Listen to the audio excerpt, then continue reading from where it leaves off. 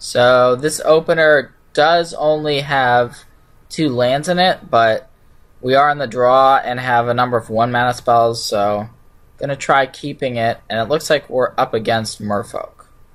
So this Curse Catcher is pretty decent here. I think we want to crack for a basic swamp and cast this Thoughtseize, although I could see just going ahead and getting a Water Grave as well. Alright, let's get a Water Grave. Hopefully the damage doesn't come back to bite us, and we're going to cast this Thoughtseize, even though it's pretty likely this Curse Catcher is just going to trade with it. But we'll see if our opponent wants to do that or not.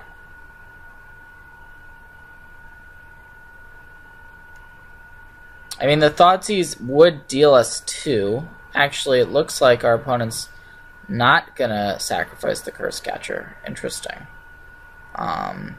So we see a bunch of Lords in our opponent's hand, which is pretty typical when playing against Merfolk. Actually, a pretty good hand against us, because we see Mutavault as well, and there's 2 2-mana Lords. Lord of Atlantis and Master of the Pearl Trident are basically the same.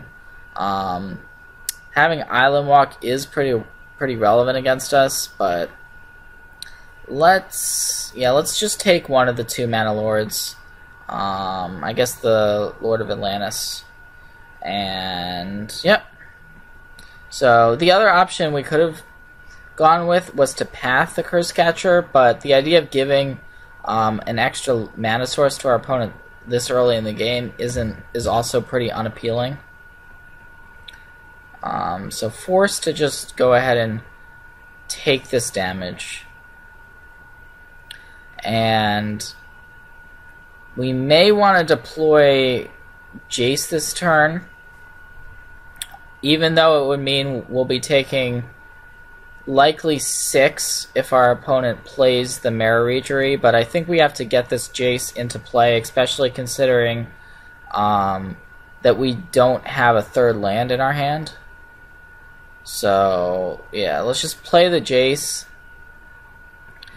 We'd be going to 6, and we could potentially, with an untapped white source, go ahead and double path our opponent next turn.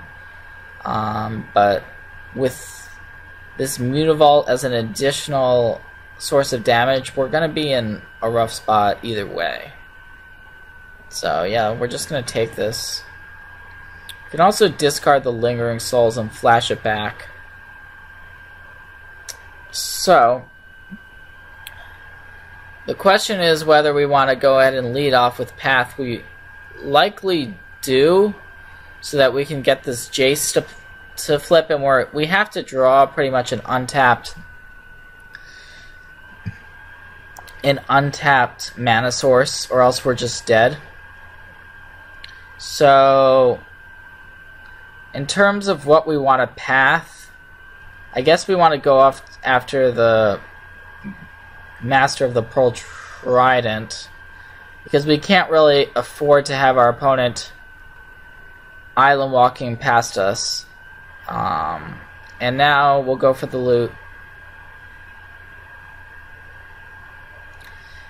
And it looks like we bricked, so not going to win this one.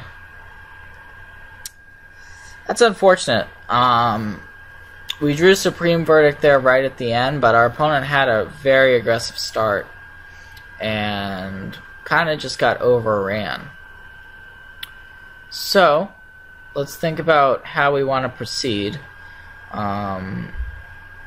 in terms of sideboarding.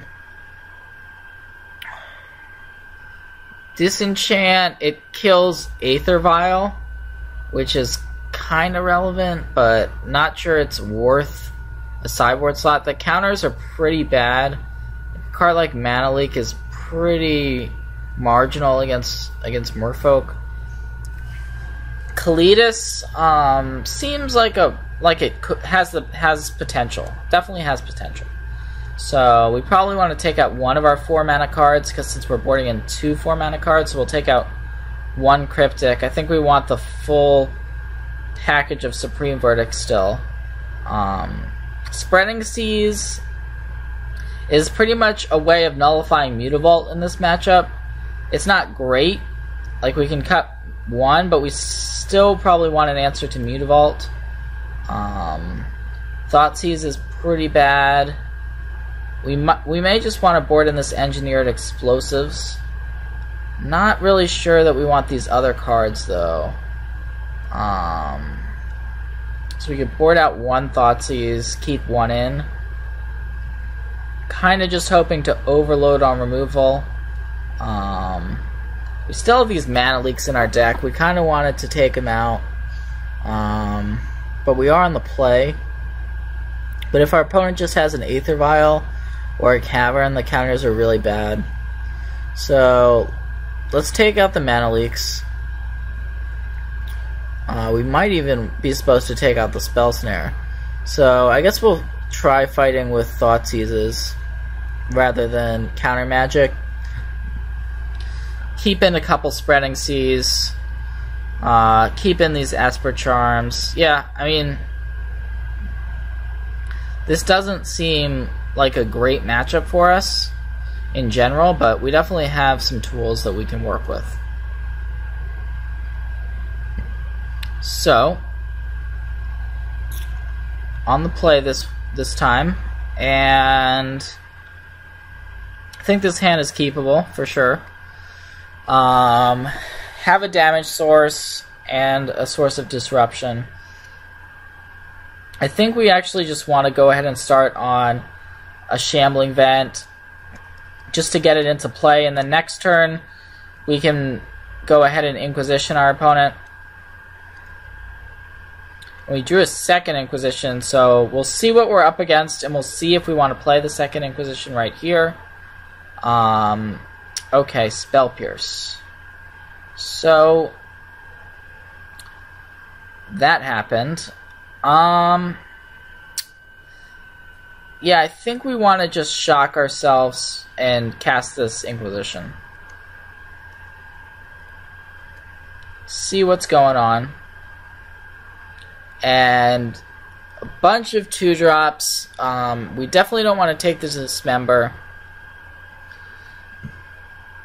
I think we want to take this Silvergill Adept. Silvergill Adept is just real good because it draws you a card, helps our opponent ramp up to this Master of Waves. So yeah, let's take the Silvergill Adept. And unfortunately, while we don't have an island in play yet, we were probably going to try to get one on our next turn. It's pretty hard for our deck to operate without any islands whatsoever. Although we did draw Kalitas for this turn, which is an interesting draw step, to say the least. So we could get a Plains with the Flooded Strand and cast Lingering Souls. We could also simply cast our Engineered Explosives this turn. Or alternatively, just play our Prairie Stream to set up the Kalitas. And so that's kind of what I'm leaning on. It actually means we're not doing anything this turn, which is a bit weird. But now for our next turn, we have Engineered Explosives for 2, which is quite good. We also have Kalitas. So the question will be which of those two plays we think is going to be more effective. And we drew a copy of Dismember, which is an interesting one here. We know our opponent has a Dismember in hand. Momentarily wasn't thinking about it, so let's just go ahead and cast the Engineered Explosives and blow it up this turn. So, Explosives for 2.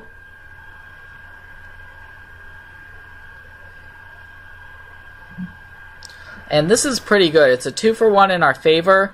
It also makes the Master of Waves significantly worse. Plus, we have an answer for Master of Waves already in our hand in the Dismember. So if we can set up a turn where we play Kalitas and then dismember something and get a 2/2, that's pretty good. Looks like our opponent's just going to fire up Mutavault here and pass. And our draw step is going to be Jace here.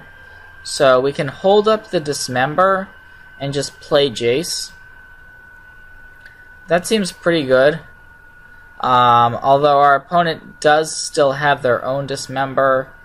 If our opponent uses the Dismember on the Jace, then that leaves us room to play Kalitas, though. Alternatively, we could just cast Lingering Souls, which isn't quite as exciting. But it does save us quite a bit of damage, because our opponent would likely be playing Dismember and attacking us with both creatures. So now we have these spirits which can block. And we'll just kind of slow roll the Kalitas and Jace, because we do know that at least for one turn our opponent can deal with those cards. So it looks like this is an attack with Mutavault, which may mean our opponent just wants to either trade the Mutavault off for these spirits, which we're fine with, or use Dismember on one of them and save the Mutavault. Either way, I think we're going to let that happen. We could cast our Dismember here, but our opponent's got Curse Catcher, which doesn't seem like a great trade. So yeah, I like the double block.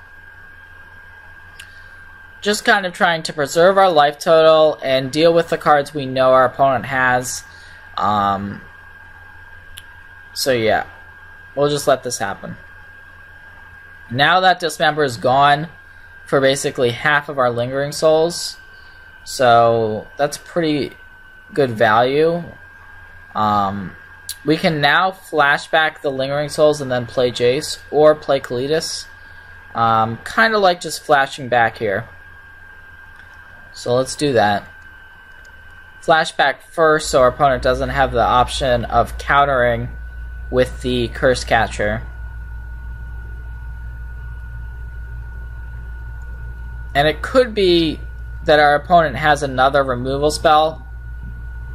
So I think we'd rather lead on Jace and then use this Kalitas as potentially a finisher. This could be the Master of Waves, leaving one blue up.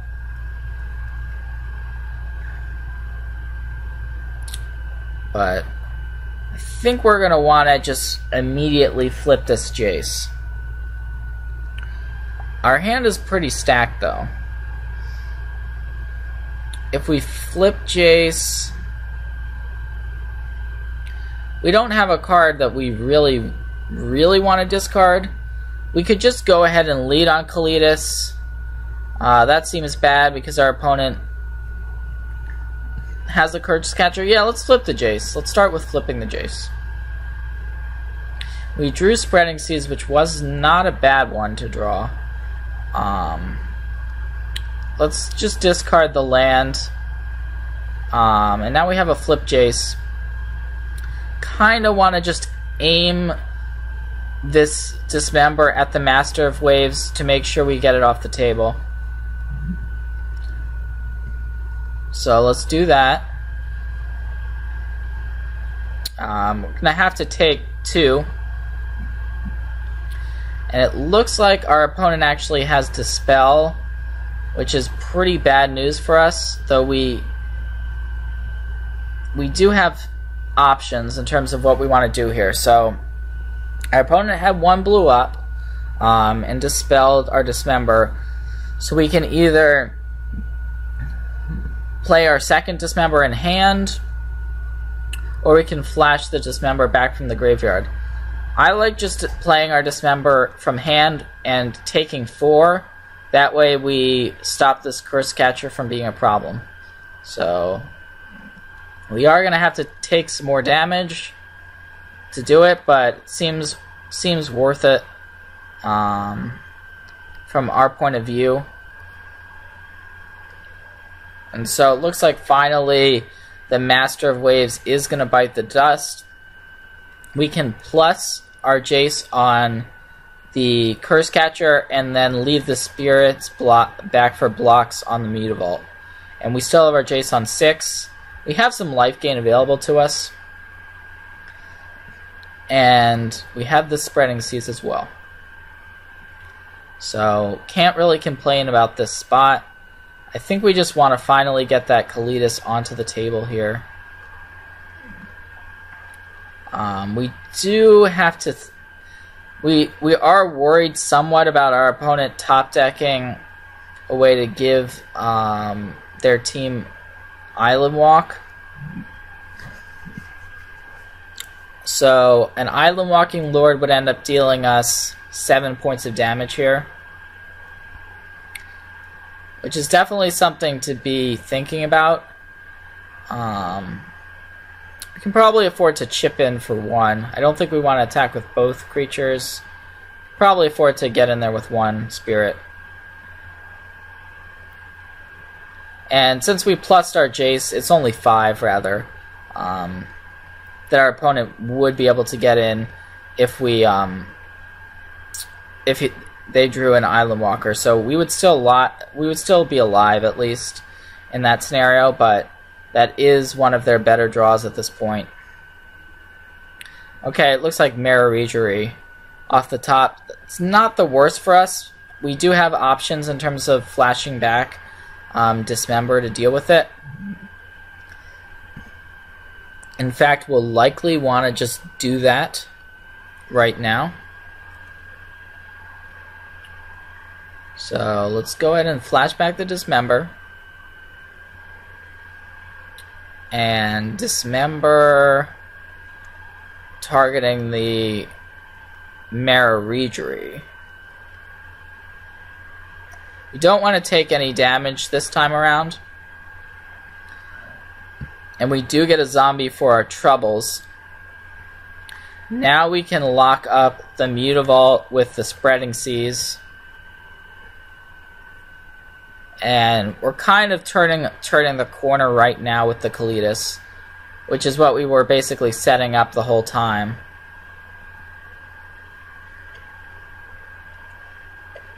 And so... Alright, we also drew Path, so we have Path available. So we can play our land for the turn, and we can still get in there. We're not too worried about any of our opponent blocking our Kalitas, especially since we drew the Path. So, yeah, I think we just want to go ahead and get in with a couple creatures. Yeah, seems good. And, okay, yeah, it looks like our opponent's just going to go ahead and take this. And we are going to gain 9. We have the Path available, so we can force our opponent to lose a guy, and then we would get another zombie. So, pretty sure we're in a commanding spot at this point. The Mutavault's officially nullified. And now even an Island Walking Lord isn't gonna cut it. Harbinger of the Tides, that's pretty annoying. Probably gonna be trying to bounce our Kalitas, I would think. And so we have the option of just going ahead and firing off the Path here, though the interaction with Kalitas and Path isn't optimal, so we'll just let that Harbinger go ahead and bounce our Kalitas, and we'll save the Path. And I think we can afford to fetch here. Get a Water Your Grave. And Cryptic is a nice draw, so we may want to start thinking about how to best proceed here. Let's go ahead and plus the Jace on our opponent's Harbinger, and we can go ahead and chip in with a zombie. And we're just going to go ahead and replay the Kalitas. Not too much can happen to us that would be bad. And Kalitas is just the card that's going to win us the game the most easily at this stage. And it looks like our opponent's actually tapping out for... Okay, it's going to be a Silvergill at it. That makes some sense. And we still have a Cryptic in hand, so looking good. This Thoughtseize could be good. We don't know what our opponent's got, but we probably just want to go ahead and pressure our opponent's life total now. So let's see. We could actually tap our opponent's team, but that wouldn't be quite enough damage. So let's just go ahead and attack with everything here.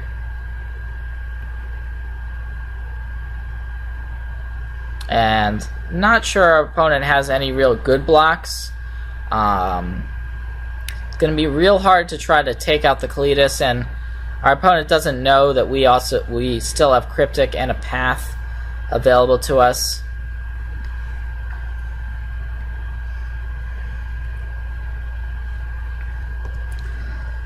So this is interesting. It looks like our opponent is electing to not block at all and just take this damage.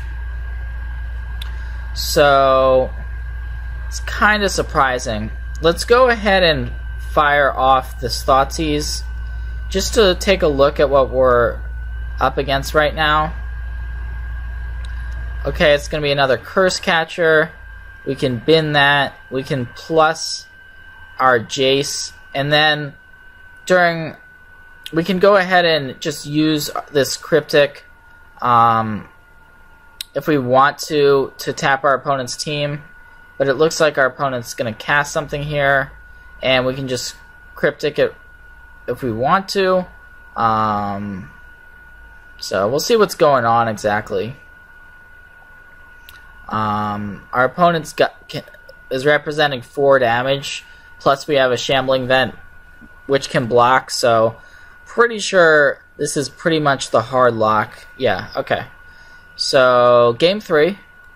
That sideboard plan worked out pretty well. We didn't draw Supreme Verdict, but we did draw Kalitas. Kalitas turned out to be pretty good, and the Engineered Explosives earlier in the game was clutch. I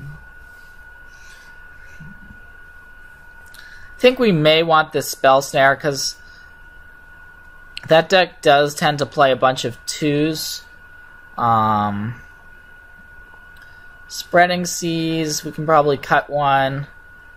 And we saw just how many 2-drop Smurfo plays. It really is a ton. We also saw that Dispel, which we have to be aware of moving forward. And let's try this out. The Thoughtseizes aren't great, but it is nice to have them in order to at least know what's going on in our opponent's hand, because once we knew what our opponent had in hand, we were able to know what removal to play when, stuff like that. So we have a choice here. We want to lead on a discard spell, and I think we just want to go ahead and lead off with Thoughtseize. We don't mind it getting countered by Curse Catcher, but it looks like our opponent does not want to do that. So we're just going to go ahead and grab this Lord of Atlantis. The reason why I like leading with Thoughtseize is we'd rather that one get countered to save us 2 life, and then we could resolve the Inquisition later. But it looks like this may end up being a game where we can set up Supreme Verdict. We'll have to see how things move along.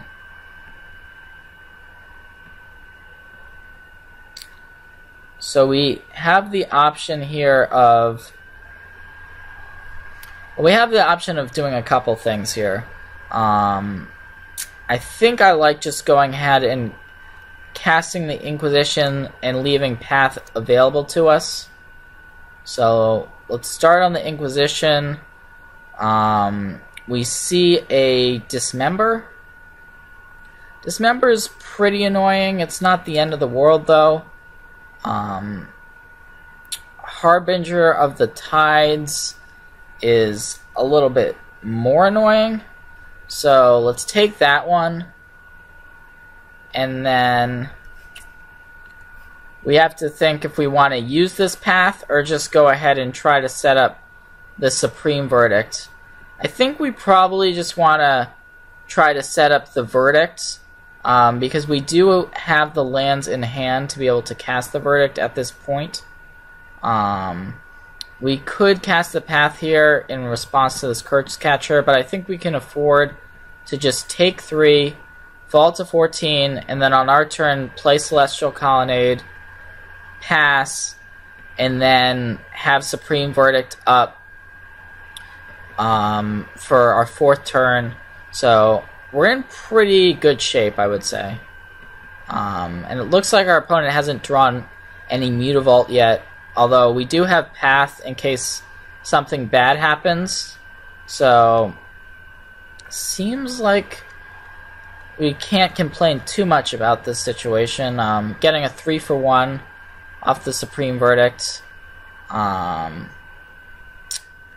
Yeah, I don't know what our opponent's actually doing with these Curse Catchers, trying to counter our Supreme Verdict, but of course that is irrelevant. Supreme Verdict cannot be countered, of course, and we're 1 blue source away now from a Cryptic, and our opponent's got Spellskite, which isn't going to put any pressure on us, so we don't really need to play anything out of our hand. We can just kind of sit back, relax a little bit. Aether Vial's a little bit annoying. I don't think we want to fire off anything from our hand. We just put this into play tapped, and we know that our opponent does have that 1 Dismember. That's probably the most annoying card because we don't have a really good way of pressuring our opponent right now. But we did draw a copy of Snapcaster, so we could Snapcaster Mage this Inquisition, or we can just pass the turn. We can also just play out this copy of Engineered Explosives, and I don't mind that either. Go ahead and Explosives for 2, sorry. That seems fine. Just to make sure we get some value at least off the Explosives.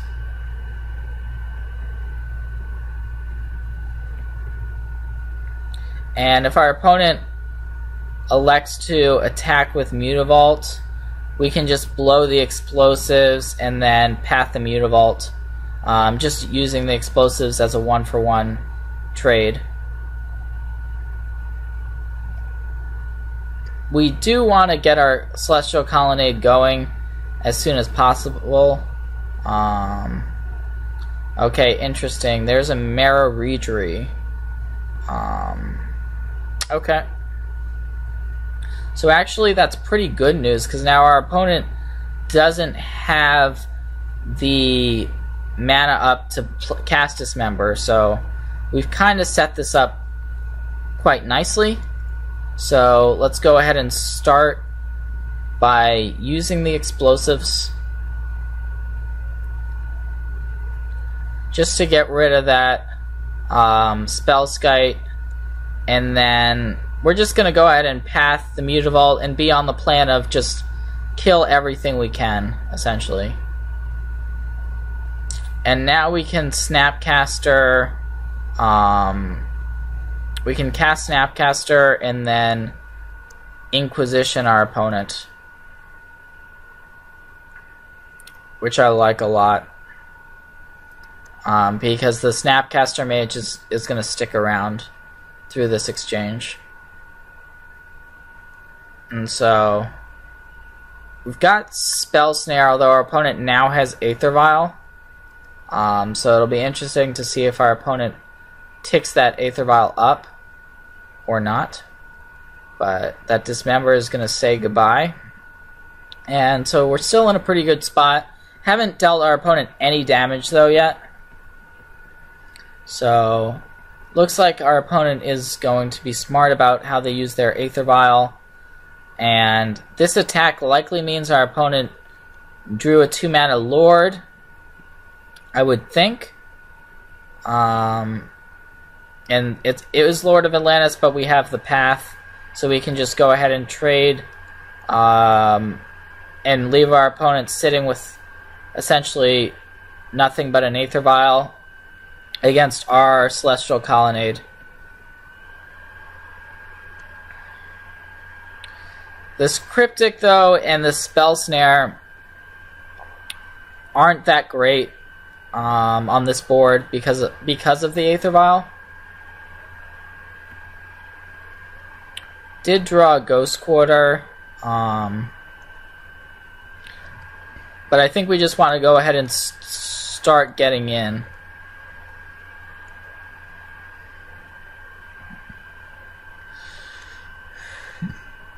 Yeah, this is essentially a 5-turn clock that we're representing. As I mentioned before, our opponent does have Spreading Seas likely in their deck still. And that's a card that would really slow down our attack, but we were lucky enough to draw Lingering Souls here. One of our best draws at this point in time. So we can actually now just cast the Lingering Souls and leave up the Cryptic command, which I like that a lot. Our opponent, for instance, could have drawn a 2-mana creature. Turns out they didn't, but we want to play for the worst case scenario. And that means holding up our Cryptic command. And so our opponent's likely sitting on at least one land here. I don't know that I like firing off this Thoughtseize, especially when we've got counter magic in hand. So let's just go ahead and attack and flash back our Lingering Souls, and we'll just keep the beats coming. So it looks like our opponent finally did draw something here, or is just activating the Aether Vial to activate it. Okay, Lord of Atlantis. So now if our opponent had a second Lord of Atlantis, that would be annoying. We have Mutavault, so we can just... we have Ghost Quarter, so we can just Ghost Quarter away the Mutavault.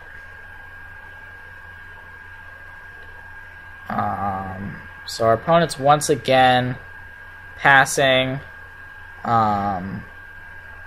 We drew Esper Charm for our turn. So I kind of like just firing that off and drawing 2 cards here.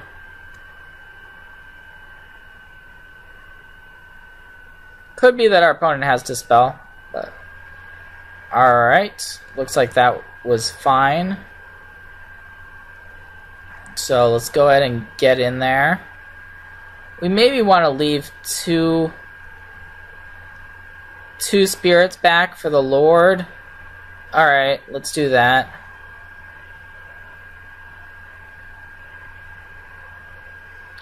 And I think we can just pass the turn here. Alternatively, we could... Yeah, I think we just want to pass the turn. And I think now we're at the stage where we may even want to just Cryptic away this Aether Vial. And it looks like our opponent is going to animate the Mutavault. And so one play that we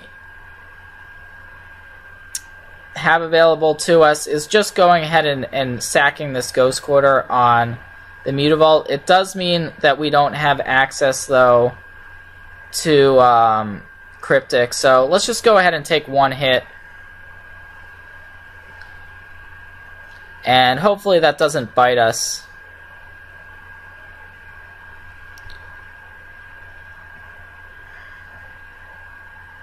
And we drew a path, which was a very, very good draw.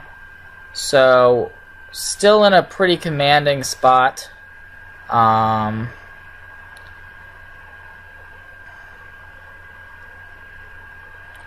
Let's just go ahead and chip in with everything this time around. Not everything, I should say. Our colonnade we're not using. And now we can cast our second Lingering Souls.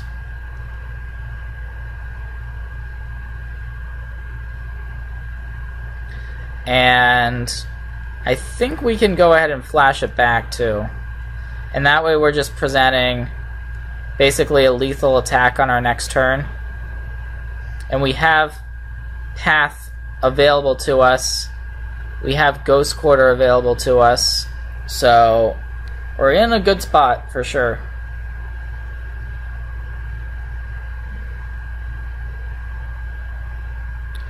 There's going to be that Mutavault activation we were suspecting. This time around, though, we have the Ghost Quarter that I think we just want to use. So we'll do that.